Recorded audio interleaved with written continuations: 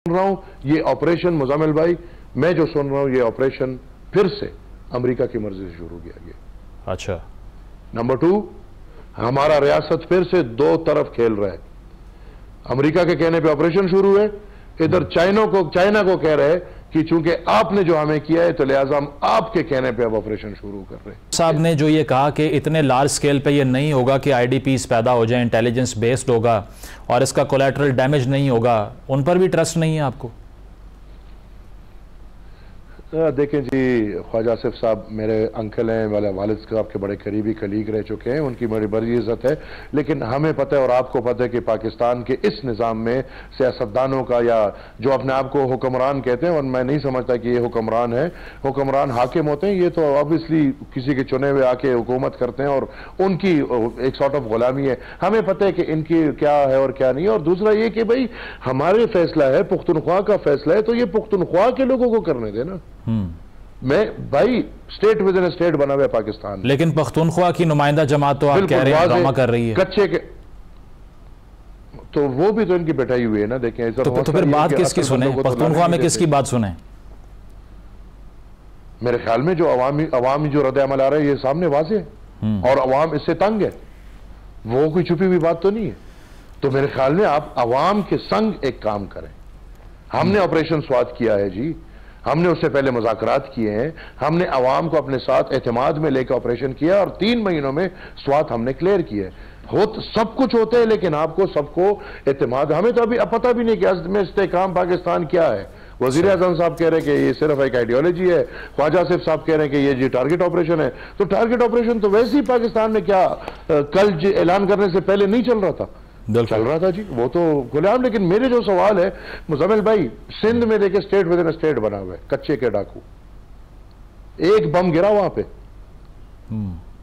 एक हमला हुआ वहां पे नहीं। वैसे 90s में ऑपरेशन हुआ था कराची में, बना हुआ है वो कराची में हुआ ना जी। मैं कच्चे के डाकुओं की बात कर रहा हूं, जहां पे 4 अजला आपका बिल्कुल एक अलग स्टेट है और वहां पे हमारा स्टेट का पहुंच नहीं है। तो मियां इफ्तिखार हुसैन साहब जो आपकी पार्टी के सीनियर रहनुमा हैं, वो कह रहे हैं कि पंज में 70 कलदम तंजीमें ऑपरेशन वहां से शुरू किया जाए, तो फिर वहां पे ऑपरेशन की सपोर्ट क्यों है आपकी पार्टी की तरफ से? देखें, ये एक लाइन है बाबा, सिर्फ उधर की नहीं है। हमारा मतलब ये है कि नजरिया साफ रखो, जहां भी दहशतगर्दी इंतहा पसंदी है वहां पे पूरे पाकिस्तान में ऑपरेशन करो। क्या मुज़म्मिल भाई पंजाब में ट्रेनिंग सेंटर्स नहीं है? क्या पंजाबी तालिब नहीं है? क्या पंजाब में दहशतगर्द नहीं है? क्या सिंध में नहीं है? क्या सिंध में कच्चे के डाकू नहीं है? सही। ये बदकिस्मती से ये बम्बार्टमेंट और ये शेलिंग और ये ऑपरेशन पुख्तूनों और बलोचों की किस्मत में ही होगा सारी जिंदगी। हम वो भी तासुब नहीं पैदा करना चाह रहे, लेकिन हम चाहते हैं कि ये तासुब मुल्क भी ना पैदा करे। हम सब एक पाकिस्तान है और मैंने तो कल सेनेट के फ्लोर पे कहा कि आए दहशतगर्दी को खत्म करें, मिल बैठ के खत्म करें और इस पे कोई अमलन ठोस इकदाम उठाए ना। मैं बिल्कुल इनके साथ हूंगा, जिस तरह मैंने आपको कहा कि सहूलतकारों को पहले पकड़ ले। उस कल के फैसले से पहले एक फैसला नेशनल एक्शन प्लान का पड़ा हुआ है जो फौजी इदारे के होते हुए बना था, मुस्लिम लीग की हुकूमत में बना था, एक बहुत बड़े सानिये के बाद एपीएस में, कि हमने अपने बच्चों के नजराने कुर्बानियां इस तरह मरे कि मेरे ख्याल में कोई जानवर भी इस तरह नहीं मारेगा। उसके बाद सब इकट्ठे होके PTI, PML, people's party, Islamist organisations, nationalist organisations, Pak फौज, सब इकट्ठे होके नेशनल एक्शन प्लान देते हैं। उस पर क्यों नहीं अमल हो रहा? मुझे ये अहमद साहब, इसके अलावा भी अब तहरीक इंसाफ कह रही है सबसे ज्यादा क्राइम कराची में है। मियां इफ्तिखार साहब ने भी बात की पंजाब में 70 तंजीमें हैं, बाकी सरफराज बुगटी साहब कह रहे हैं सबसे ज्यादा जरूरी ऑपरेशन करना बलोचिस्तान में है। फिर क्या करें, सारे मुल्क में शुरू कर दें? हम चीखते थे कि ये जो बारूद का ढेर आप बना रहे हैं पाकिस्तान को, ये एक्सप्लोड करेगा मुज़म्मिल भाई। उस वक्त हमें कोई नहीं सुन रहा था। आज बदकिस्मती से हम जब बात कर रहे हैं तो 50 साल बाद की बात कर रहे हैं। हमारी प्रायोरिटी आज भी वही है। आज भी हम एक्सट्रीमिस्ट एलिमेंट्स को प्रमोट कर रहे हैं, आज भी हम जहादिज्म को प्रमोट कर रहे हैं, आज भी हम रियासती तौर पर देखें स्वात में उस दिन क्या हुआ जी, जो कुरान मजीद की बेहुरमती का वाकया हुआ और पूरा थाना जल गया। और बिल्कुल आज भी हमने तो इस माशरे को रियासती तौर पे जियाद रिजीम के बाद हमने तो माशरे को रियासती तौर पे इस्लाम एक्सट्रीमिज्म की तरफ लेकर गए हैं। लिहाजा हमने जो बोया है अब उसको काटना पड़ेगा। और अभी भी संजीदगी है, संजीदगी ले लें, अभी भी वक्त है, इसको संजीदगी से लें और इसका फैसला कर लें। वरना मैं जो सुन रहा हूं ये ऑपरेशन, मुजम्मिल भाई, मैं जो सुन रहा हूं ये ऑपरेशन फिर से अमेरिका की मर्जी से शुरू किया गया। अच्छा। नंबर 2, हमारा रियासत फिर से दो तरफ खेल रहा है। अमेरिका के कहने पे ऑपरेशन शुरू है, इधर चाइना को कह रहे हैं कि चूंकि आपने जो हमें किया है तो लिहाजा हम आपके कहने पे अब ऑपरेशन शुरू कर रहे हैं। लेकिन आपने सीरियसनेस की बात की ना, अब इशू लेजिटिमेसी का भी आ गया है ना। जिस तरह से आपने खुद कहा कि इस हुकूमत के पास ताकत नहीं है। जावेद लतीफ़ साहब नून लीग के रहनुमा है, वो कह रहे हैं कि इंतखाबात दोबारा से करवा दो। आपकी पार्टी हो, JUI हो, PTI हो, कोई इलेक्शन को तस्लीम नहीं करता, तो फिर सीरियस हुकूमत कैसे हो अगर उसके मैंडेट को ही तस्लीम नहीं कर रहे आप? देखिए, ये मसला हुकूमत का नहीं है और हुकूमत बेबस है, ये मसला रियासत का है। और रियासत के लिए फिर ये जो बाकी इन्होंने खेल खेला है तो हम सब समझते हैं, ठीक है, लेकिन रियासत के पास वो इकदाम है कि वो पूरे पब्लिक और पब्लिक रिप्रेजेंटेटिव्स हैं, उनको एट लार्ज एक प्लेटफॉर्म पे लाके एक फैसला कर ले। मेरे ख्याल में सब चीजों के रास्ते हैं अगर संजीदगी हो। लेकिन वो बैठते नहीं है ना। जिस तरह से आपने खुद कहा कि अपेक्स कमेटी में गंडापुर साहब मान गए, मीडिया पे आके अपोज कर दिया, उनकी सियासत खत्म हो जाएगी अगर वो पब्लिकली गवर्नमेंट के साथ कंसेंसस कर लें किसी बात के ऊपर। तो देखिए, अब हमें अपनी सियासतों से आगे बढ़ के कोई फैसला करना होगा ना जी। ये तो अब हम अगर बात कर रहे हैं मुल्क की कर रहे हैं, हम अगर बात कर रहे हैं पाकिस्तानी आवाम की कर रहे हैं, हम अगर बात कर रहे हैं तो अपनी सरजमीन की उस नीयत की कर रहे हैं कि या तो तबाह होगी या बचेगी। लिहाजा हम अपनी सियासतों से उभर के इसके लिए अब सोचना पड़ेगा। और इसके अलावा जो तहरीक तहफ़्फ़ुज़ आईन पाकिस्तान बनी है PTI की तरफ से 8 फरवरी के इंतखाबात के हवाले से तहफ़्फ़ुज़ात को एड्रेस करने के लिए, ANP हिस्सा बनेगी इसका? नहीं जी, नहीं, बिल्कुल भी। क्या वजह इसकी? देखें, वो तो बेतमाद लोग हैं ना, उनमें तो किस तरह एतमाद करें, उनके साथ दो कदम इंसान नहीं चल सकता। वो तो देखें, अभी आपने कहा कि सियासत से ऊपर उठ के कंसेंसस करना पड़ेगा, अब आप कह रहे हैं कि उन पे एतमाद नहीं है।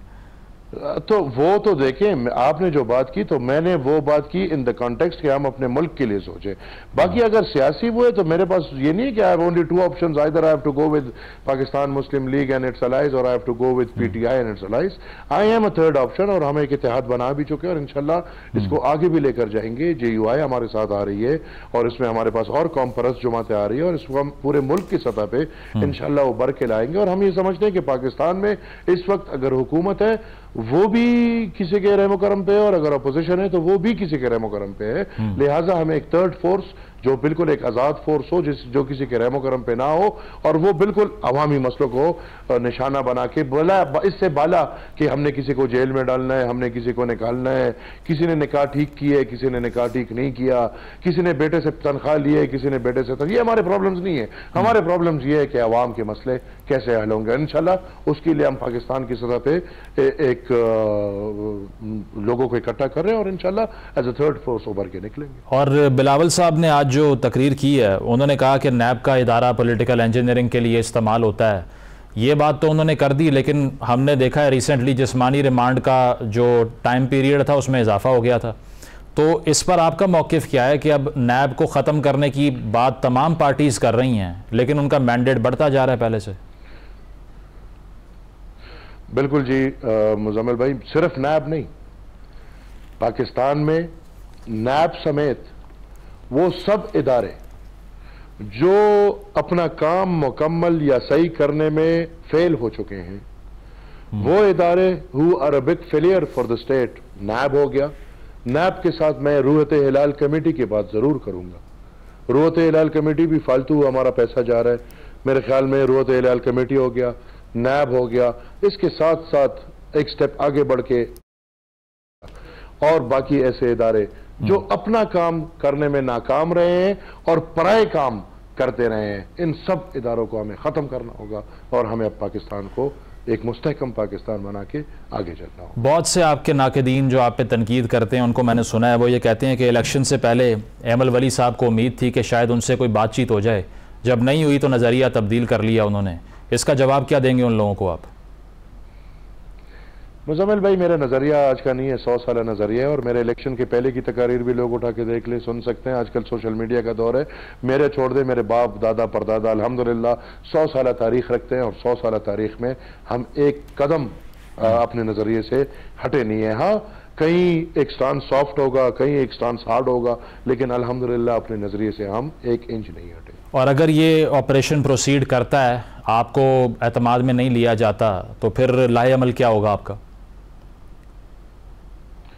देखिए, कौम हमारे हाथ में, इंशाल्लाह फिर हम निकल गए, अपने हक के लिए निकलेंगे, फिर सड़कों पे आएंगे, फिर और क्या रास्ता है हमारे पास। अच्छा, ठीक है, बहुत बहुत शुक्रिया। एमल वली खान साहब मौजूद थे। उनका कहना है कि इस ऑपरेशन के हवाले से जो उनके तहफ़्फ़ुज़ात हैं उनको दूर कर लिया जाए और पहले कंसेंसस बनाया जाए। तो उन्होंने मिसाल भी दी कि सवात ऑपरेशन से पहले आवाम को एतमाद में लिया, बात की पॉलिटिकल पार्टीज से, इसीलिए वो कामयाब हुआ। तो इस बार भी उन्होंने ये कहा कि अगर इस नौइयत का कंसेंसस किया जाए जिसमें तमाम पॉलिटिकल पार्टीज शामिल हों तो इसकी इफेक्टिवनेस में इजाफा हो सकता है। एक ब्रेक शामिल करेंगे, ब्रेक के बाद इस पर मज़ीद डिस्कशन करेंगे। Stay with us.